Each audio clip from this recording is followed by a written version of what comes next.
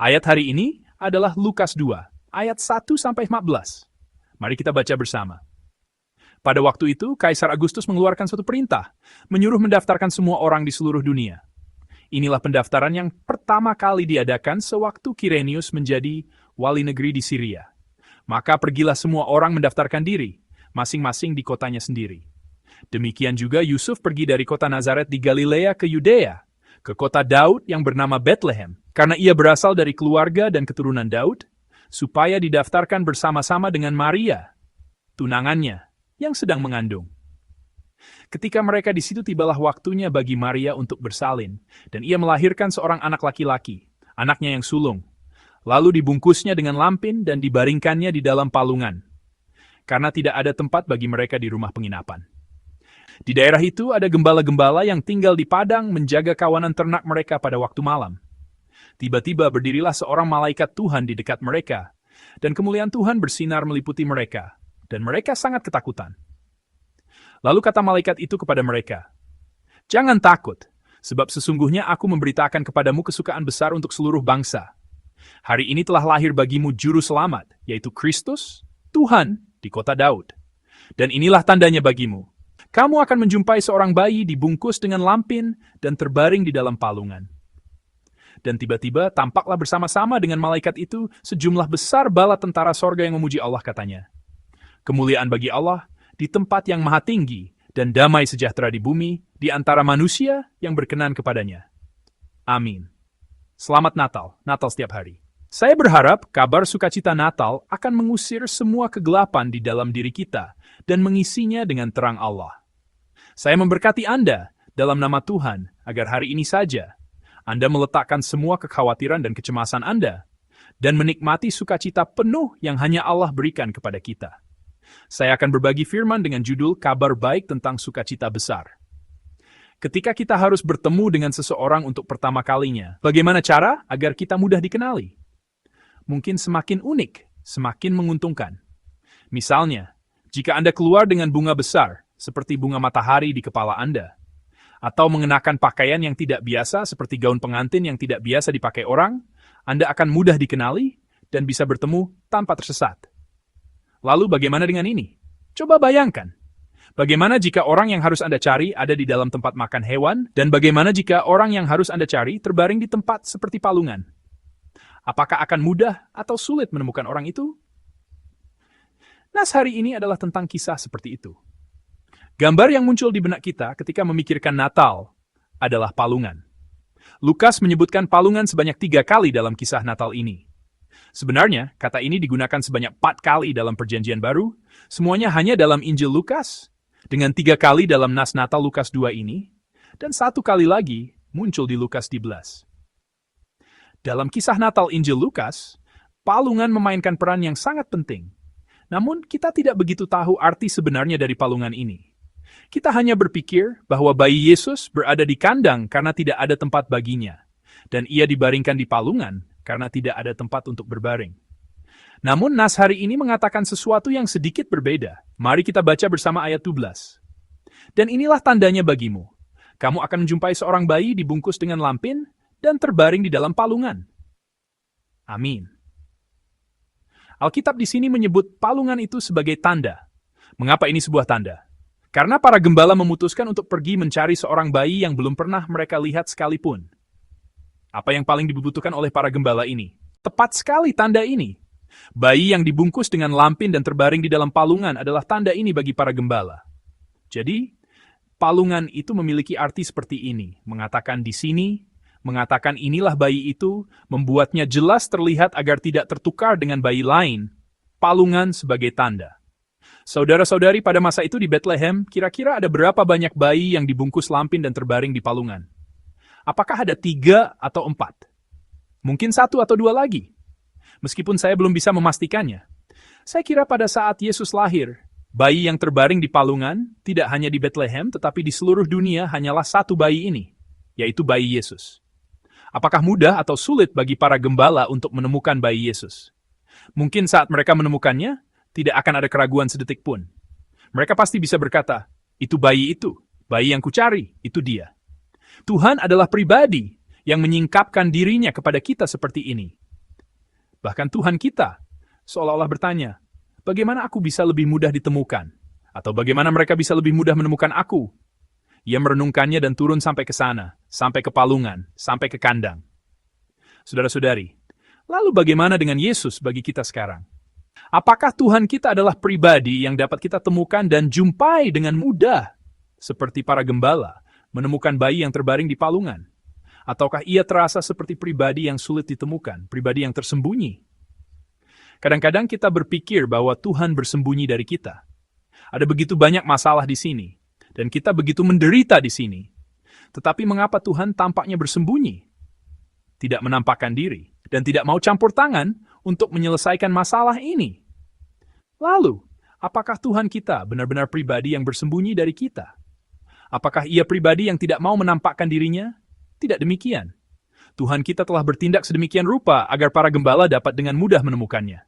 Ia berbaring di tempat yang aneh itu dan memberitahu mereka, aku di sini, aku yang kalian cari, ada di sini. Tuhan selalu berseru, aku di sini, agar kita dapat dengan mudah menemukannya. Ia telah melakukannya sampai sekarang, dan masih melakukannya sekarang. Yesus, yang melakukan hal itu kepada para gembala 2000 tahun yang lalu, sekarang pun masih berkata kepada kita, aku di sini, aku bersama kalian. Di tempat kalian menderita itu, aku juga ada di sana. Lalu mengapa kita tidak dapat menemukannya? Mengapa kita selalu merasa Tuhan kita bersembunyi? Dan mengapa kita selalu merasa Tuhan kita tidak menampakkan dirinya? Hanya ada satu jawaban untuk ini. Itu karena kita mencari di tempat yang salah. Kita tidak dapat menemukan Tuhan kita karena kita mencari di tempat yang tidak semestinya. Orang-orang berpikir, Yesus tidak mungkin berada di tempat seperti kandang. Dan mereka menilai, ia tidak mungkin berbaring di tempat seperti palungan. Mereka berpikir bahwa pribadi yang datang sebagai raja, yang datang sebagai juru selamat, tidak mungkin berada di tempat seperti itu. Seringkali, kita mencoba mencari Tuhan kita di tempat yang kita pikirkan, di tempat yang kita anggap layak baginya untuk berada di sini. Siapakah contohnya? Orang-orang Majus dari timur. Orang-orang Majus berpikir bahwa bayi yang datang sebagai Kristus, raja yang diurapi, tentu saja akan berada di istana. Jadi mereka pergi ke rumah raja. Bagaimana hasilnya di sana? Apakah mereka bertemu Yesus? Mereka tidak dapat bertemu Yesus. Mereka gagal dan harus mencari di tempat lain. Apa alasan kegagalan mereka? Alasan kegagalan mereka adalah karena mereka tidak mencari Yesus di tempat di mana Yesus berada, melainkan mencari Yesus di tempat yang salah, tempat yang mereka pikir Yesus pasti ada di sini. Yesus ada di sini bersama kita. Jika Anda ingin mencari Yesus, Anda harus mencarinya di sini, bersama kita, di tengah kehidupan kita ini. Karena Yesus sudah ada di sini bersama kita.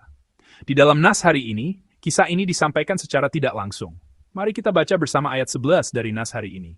Hari ini telah lahir bagimu juru selamat, yaitu Kristus, Tuhan, di kota Daud.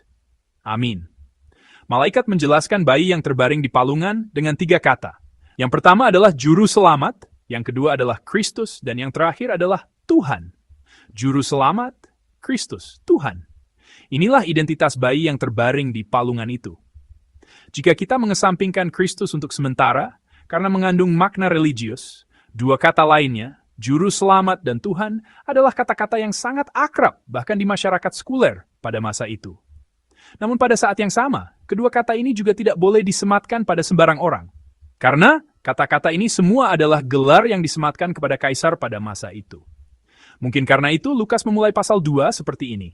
Saya akan membacakan 1 dari pasal 2. Pada waktu itu Kaisar Agustus mengeluarkan suatu perintah, menyuruh mendaftarkan semua orang di seluruh dunia. Amin. Kaisar Agustus, nama Kaisar Agustus muncul di bagian pertama Lukas pasal 2. Sebenarnya orang ini memiliki beberapa julukan. Di antaranya yang paling representatif adalah Soter, penyelamat atau juru selamat, dan Kyrios, Tuhan atau Tuhan. Ini adalah kata-kata yang tumpang tindih dengan julukan yang diberikan kepada Tuhan kita. Pribadi yang disebut Soter, juru selamat, dan Kyrios Tuhan, sebenarnya berada di Roma, bukan di kota Daud. Ia berada di ibu kota Kaisaran.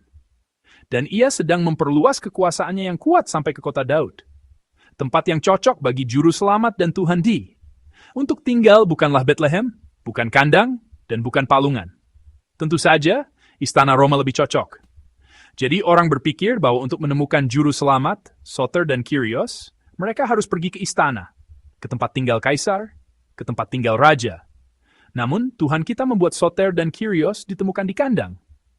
Jika Anda mencari di tempat lain, Anda tidak akan menemukannya. Anda harus mencarinya di tempat yang Tuhan katakan untuk dapat menemukannya. Tuhan kita datang ke sisi kita dengan cara yang begitu mudah ditemukan. Tetapi kita terus-menerus memandang ke tempat yang salah. Itulah sebabnya kita tidak dapat menemukannya. Pribadi yang dapat menyelamatkan kita dari situasi ini tidak berada di istana kaisar. Juru selamat kita menyertai kita di tempat yang paling kita kenal. Dan ia menampakkan dirinya kepada kita, agar kita dapat dengan mudah menemukannya. Pribadi yang memerintah kita saat ini tidak berada di tempat kediaman raja, di tempat yang megah itu. Tuhan kita, selalu ada di sisi kita, bersama kita. Tepat di titik inilah kita dapat menemukan satu alasan lagi mengapa ia berbaring di palungan. Dalam nas hari ini, siapakah yang berusaha mencari Yesus? Mereka adalah para gembala. Palungan, tempat makan hewan. Benda-benda apakah ini bagi para gembala? Bagi para gembala, tempat makan hewan pasti adalah hal yang paling akrab dan paling biasa. Tuhan tidak berbicara kepada kita dengan hal-hal yang asing dan sulit. Tuhan kita berkarya melalui hal-hal yang kita pahami sepenuhnya. Ia datang dengan cara yang akrab bagi kita dan tidak asing bagi kita. Inilah anugerah inkarnasi Tuhan kita. Inkarnasi Tuhan tidak hanya berhenti pada mengenakan tubuh manusia. Sejauh apapun yang kita pikirkan, Tuhan kita rela merendahkan dirinya jauh lebih rendah dari itu. Dan sejauh apapun yang kita bayangkan, ia rela turun ke tempat yang jauh lebih hina dari itu. Bukan istana kaisar, melainkan kandang. Bukan buayan, melainkan palungan. Ia tidak datang ke suatu tempat yang tidak dapat kita jangkau. Ia bukanlah pribadi yang datang seperti buah kesemek di dahan tinggi pohon kesemek yang baru bisa disentuh jika kita berjinjit. Tuhan kita turun ke titik di mana siapapun bisa apanya dan menunggu kita. Kandang yang akrab bagi gembala, palungan yang paling dekat dengan gembala. Tuhan kita sudah ada di sini, di tempat yang paling akrab bagi kita, di tempat yang paling biasa bagi kita, bersama kita. Jemaat yang terkasih, saya berharap Anda mengalami Natal, di mana Anda menemukan Tuhan yang seperti ini. Tuhan bukanlah pribadi yang bersembunyi dari kita. Tuhan adalah pribadi yang rela ditemukan oleh kita. Tuhan kita adalah pribadi yang terlebih dahulu datang kepada kita, agar siapapun yang melihat dapat mengetahui itulah Dia.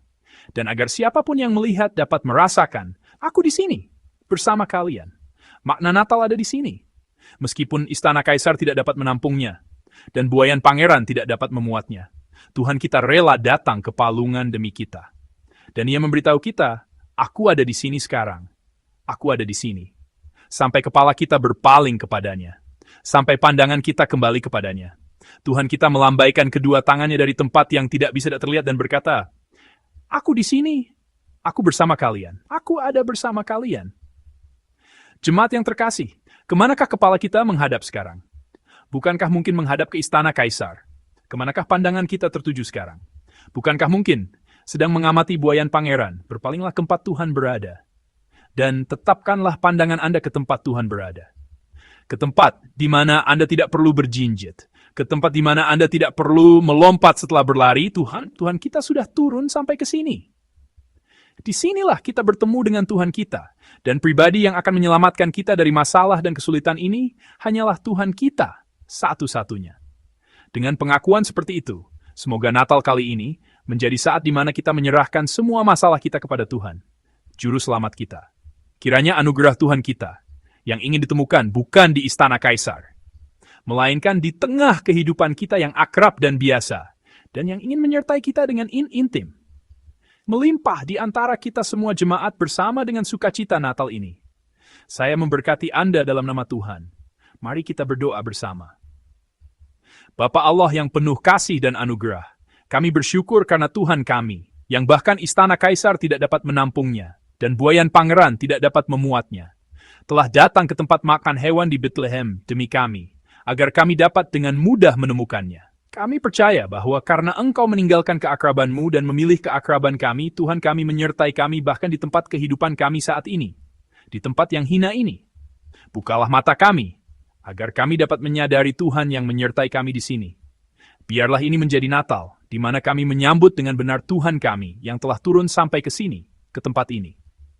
Tuhan, meskipun kami hidup bertahan hari demi hari, Di tengah masalah yang sulit dan berat, kami percaya bahwa Engkaulah Soter, Juru Selamat, dan Engkaulah Kyrios, Tuhan.